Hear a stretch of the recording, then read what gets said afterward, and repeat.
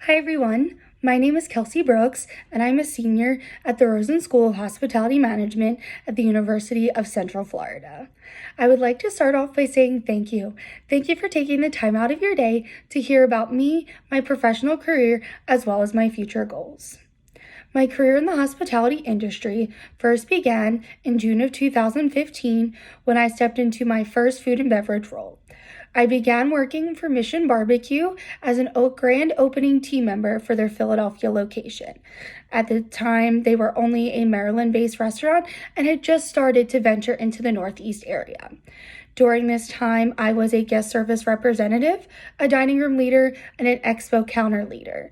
This meant I began by greeting guests, taking orders, handling cash, ensuring that they were correct when they were given to the guest, as well as engaging with the guests during their time in our dining room. Throughout my 4.5 years there, I had the opportunity to continue to learn and grow and eventually step into the role as trainer, which led me to be able to go to new restaurants that were opening in our area and be one of the opening team trainers. This meant I was training their future trainers as well as their brand new team members.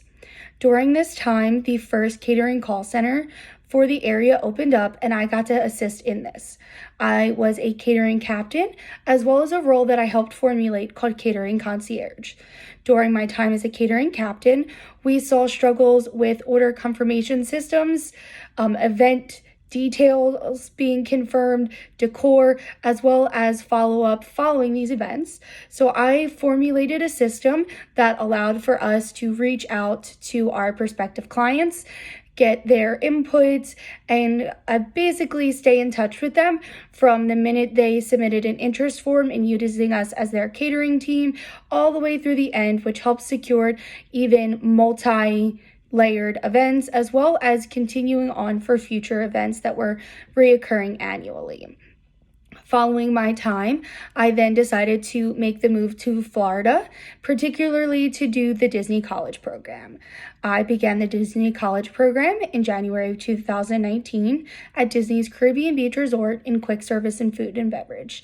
There, I took all of the basic skills that Mission Barbecue taught me and took them to a whole new level using Disney's legendary guest service. During this time, I was able to learn some additional kitchen skills, like being able to be on the kitchen line, as well as be trained as an expo counter person. During this time, I was also cross-trained to be a general teller. This meant at the end of the day and at the start of the day, I had a new added level of experience and responsibilities being in charge of the cash handling for the entire resort's food and beverage locations. So this included Centertown Market, Spyglass Grill, as well as Sebastian's Bistro and Banana Cabana Poolside Bar and Grill. This experience took everything to a new level for me. It took all of the basic skills I had already learned, and I was able to learn how to do it in a more efficient manner, as well as with an increased level of guest service. During my time at Disney, I was also able to transition into the role of club level concierge hospitality host at Grand Destino Tower at Disney's Coronado Springs Resort. This role had me combine front desk skills as well as food and beverage skills. In the concierge club lounge, we were the ones tasked with ensuring food and beverage standards were met. So this included allergies and alcohol handling. We were the ones ensure of the guest transition to the check-in procedures to the relaxing energy of the lounge was maintained throughout the entire day. When I had stepped into this role, unfortunately, we had entered the pandemic. So that meant with the closure, I stepped out of this role. During this time off, I then transitioned into a new theme park and a new role. Following the pandemic, I became an attractions attendant at Universal Orlando Resort working at the Simpsons ride. During this time, I was tasked with the reopening post the closure, so this meant a brand new level of safety in attractions We learned very safety critical procedures, but then we also had a new added level of training to be able to safely be open following the pandemic. During this time, I also was promoted to attractions trainer and I got control booth trained. So this meant within the Simpsons ride, I was able to take on a new responsibility of safety procedures being in the control booth, as well as in tasked with the role of training new team members in our basics, as well as that added level of training through the control booth. During my time at The Simpsons, I also took on the role of team member satisfaction representative, which takes me into one of my store stories. During my time at The Simpsons, we were struggling immensely with team morale and team satisfaction. We were experiencing a high level of turnover due to positives and negatives. We were experiencing a lot of team member growth, but then a lot of team members just not enjoying the style of attractions, so they were either leaving the company completely or moving to different attractions with different ride systems. I personally hit a point where I was not enjoying my day-to-day life at work, and I knew that change could start with me. So I stepped into the role of team member satisfaction representative, which meant I was tasked with bringing back venue committees.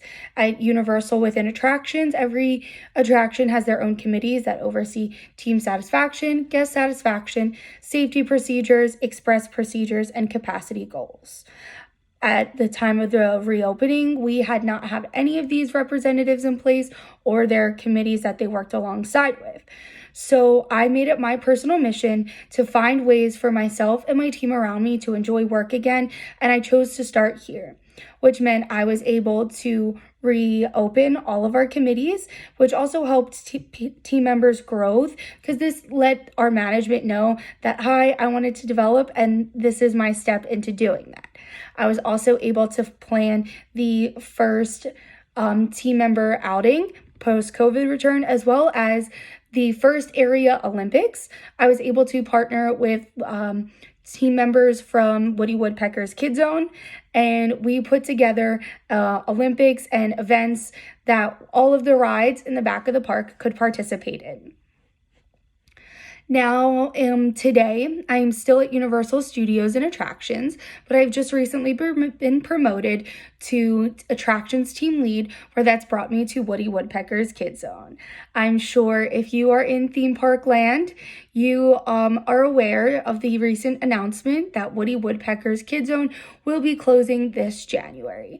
So I am going to be looking for new and exciting opportunities, but I'm going to also focus on my team here at Kid Zone. So in my day-to-day life at Kid Zone, I am going to be ensuring we meet budget standards, ensuring our team has the highest level of enjoyment and satisfaction throughout the next few weeks while we prepare to rehome them, as well as we prepare for our busiest peak season yet.